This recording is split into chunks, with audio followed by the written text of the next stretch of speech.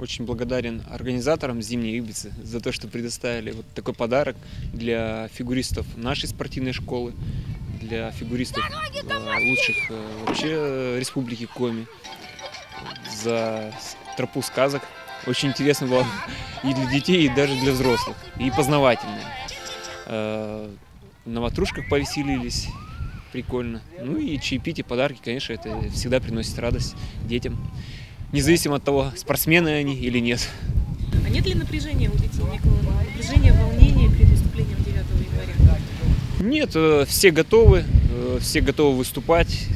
Это их нормальная спортивная жизнь. Она состоит постоянно из различных выступлений, как на соревнованиях, так и показательных выступлений. Подготовка идет, если честно, тяжело.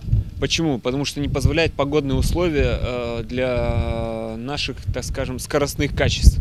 Вот то, что мы сделали разгонку, и вот потепление такое до +2, оно очень снижает скорость.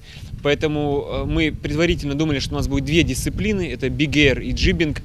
Мы посовещались с ребятами, сноубордистами, и решили, что будет у нас одна дисциплина, только джибинг. Как вам впечатление от сегодняшней поездки в парк? Очень понравилось, все устроено очень благополучно. То есть мы приехали организованно, нас тут встретили, везде кругом провели, все рассказали, очень понравилось. Прям, как доброжелательные люди все такие.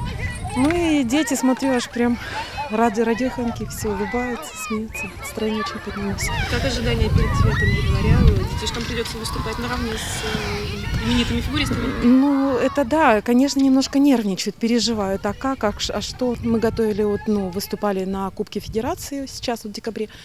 И вот эти программы произвольные. Но я думаю, что зрителям должны понравиться. Потому что все, кто видел, сказали, что очень понравились программы.